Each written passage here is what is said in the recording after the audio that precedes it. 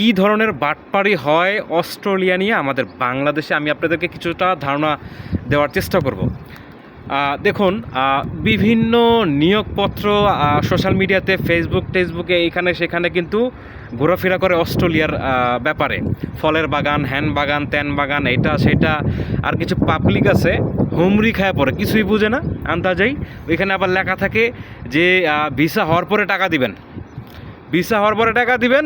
এই সবাই চিন্তা করে, আরে ভিসা হওয়ার পরে টাকা, অস্ট্রেলিয়া যেতে লাগলো 15 লাখ 20 লাখ টাকা, এখানে আবার ওরা ভিসার দামও কম চাইতেছে। হ্যাঁ, 8 লাখ টাকা হইলে নাকি অস্ট্রেলিয়া যাওয়া যাব, 6 লাখ টাকা হইলে নাকি অস্ট্রেলিয়া যাওয়া যাব। তো এমনি সেমনি সেটিং মেটিং দিয়া কি করে, ওই কয় অ্যাপ্লিকেশন করুম আমরা, 12,000 টাকা বা 14,000 টাকা দেন, 14,000 টাকা বা 12,000 টাকা অ্যাপ্লিকেশন বাবদ টাকা দেন। তো এই টাকাটা নেওয়ার পরে গিয়া ওরা ঘোরায় পাবলিকরে 1 মাস 1.5 মাস, এজেন্সির লোকজন। হ্যাঁ, ঘোরানোর পরে গিয়া কয়, ভাই আমরা তো অ্যাপ্লিকেশন করছিলাম, আপনার তো হয় নাই।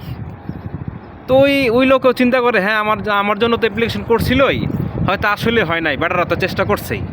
তো এইভাবে অস্ট্রেলিয়া নিয়ে যারা ওই যে প্রতারণা করতেছে, তারা এইভাবে মানুষের পকেটগুলো কাটতেছে। ঠিক আছে, বাস্তব ঘটনা বলি, অস্ট্রেলিয়া নিয়ে বাস্তব ঘটনা।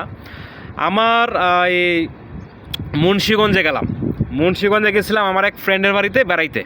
মুন্সিগঞ্জ ইসাপুরা, ঠিক আছে, ওইটাকে বলে, হ্যাঁ ইসাপুরা। তো যাই হোক, এটা ওই আমার ফ্রেন্ডের এক আঙ্কেল, চাচা, বয়স 55 ঊর্ধ্বে হবে, 55 ঊর্ধ্বে, কৃষি খামারি কইরা খায়। হ্যাঁ, ক্ষেত খামারি কইরা খায়, কৃষক মানুষ।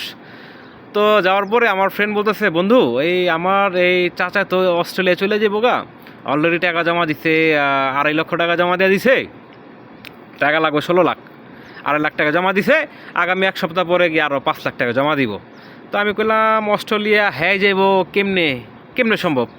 আচ্ছা ঠিক আছে, কী কী ডকুমেন্টসগুলো পাইছে, কোনো ইনভাইটেশন লেটার পাইছে কিনা, কোনো ওয়ার্ক পারমিট পাইছে কিনা, কোম্পানির থেকে কোনো ডকুমেন্টস পাইছে কিনা, যদি থাকে আমাকে একটু দাও দেখি। তো কোন জায়গায় বলে নিয়ে গেছিলো, নিয়ে গিয়ে ওনারে নাকি ফিঙ্গার করাইছে ভিএফএস গ্লোবালের মাধ্যমে। তো ওই আর একটা ডকুমেন্টস দেখাইলো কি বুংবাং, দেখে বুঝলাম হ্যাঁ 2 নাম্বার। তো আমি আর কিছু বললাম না, মন খারাপ বলবো তুমি বেশি বুঝো হ্যান ত্যান। তখনই বুঝলাম যে এই লোকে তো ধরা খাইছে, কথা বুঝছেন। আমার কিছু বন্ধুবান্ধব থাকে রাশিয়াতে, তো ফোন দিয়ে বললো অস্ট্রেলিয়ার জন্য জমা দিব। মিনার কি বলো? আমি বললাম না, অস্ট্রেলিয়ার জন্য জমা দিও না। আমার বন্ধুরে বললাম, অস্ট্রেলিয়া মানে বাটপারি দেখো। আচ্ছা, অস্ট্রেলিয়াতে যাওয়ার জন্য যা যা যোগ্যতা প্রয়োজন, তোমার কি সেই যোগ্যতা আছে ভাই? তোমার কি ইংলিশে কথা বলার যোগ্যতা আছে? তোমার কি আছে, আইএলটিএস করা আছে? বা তোমার এই অস্ট্রেলিয়াতে যে যাবা, কোনো রাইট ওয়ে তোমার কাছে আছে? তুমি কিন্তু যদি একটু ঘাটাঘাটি করো সোশ্যাল মিডিয়াতে, অ্যাকচুয়ালি অস্ট্রেলিয়াতে যেতে কী প্রয়োজন হয়, সেই অনুপাতে তোমার কি সেই যোগ্যতাগুলো আছে ভাই? পরে বললো না। আমি বললাম তাহলে তুমি জমা দিও না। তো ওই কী করছে, যাই হোক, আমারে 1.5 মাস পরে গিয়ে আমার ফোন দিল হোয়াটসঅ্যাপে, ও রাশিয়া থেকে, যে বন্ধু আমি তো অস্ট্রেলিয়ার ভিসা পাইয়া গেছি। কেমনি কি? তুমি তো মানা করছিলে, আমি তো জমা দিছিলাম, মাগার আমি তো ভিসা পাইয়া গেছি গা।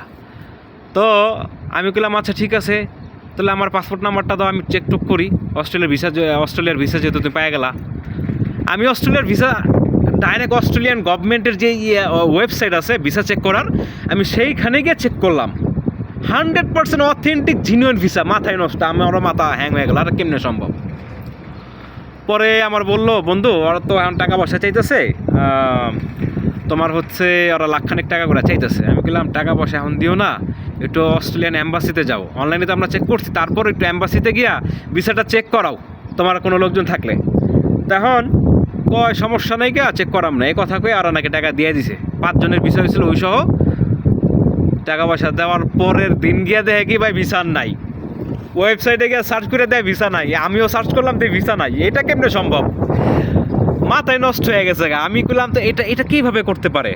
তো ওই বন্ধুগুলো ভাই, ওদের সম্ভবত একেবারে উপরের লেভেল পর্যন্ত, অ্যাম্বাসি পর্যন্ত বা অস্ট্রেলিয়ার সিস্টেম পর্যন্ত ওদের আছে, পাওয়ার আছে বা হাত আছে, সিন্ডিকেট আছে। বাংলাদেশের গভর্নমেন্টের মধ্যে বড় বড় নেতা খেতাদের সাথে এদের সাথে একটা লিঙ্ক আপ আছে, এদেরকে কেউ কিছু করতে পারে না। পরবর্তীতে ওরা টাকা উঠানোর জন্য গেছিল, ভিসা তো নাই, অগর আর কেমনে পাঠাইবো? সিস্টেম থেকে ভিসাই নাই, উদা হয়ে গেছে। পরে যখন টাকা চাইতে গেছিলো, সেটা উল্টার ফাপড় টাপড় দিয়া নেতা খেতার ভয়ভীতি দেখায়া পরে টাকা পয়সা কিন্তু দেয় নাই। তো এই টাইপের জালিয়াতি চলে। বাংলাদেশ থেকে যারা অস্ট্রেলিয়া যাবেন চিন্তা ভাবনা করতেছেন, এরা ভাই খুব চিন্তা ভাবনা করেন। যারা স্টুডেন্ট আছেন, যারা স্টুডেন্ট ভিসায় যাবেন, আইএলটিএস কমপ্লিট করা আছে, ভালো মার্কস আছে, ভালো পয়েন্ট আছে, তারা চাইলে আপনি একটা সুযোগ নিতে পারেন, একটা চান্স নিতে পারেন। এই যে আমাদের মতন যারা আমলা কামলা আছি ভাই, আমাদের নসিবে নাই।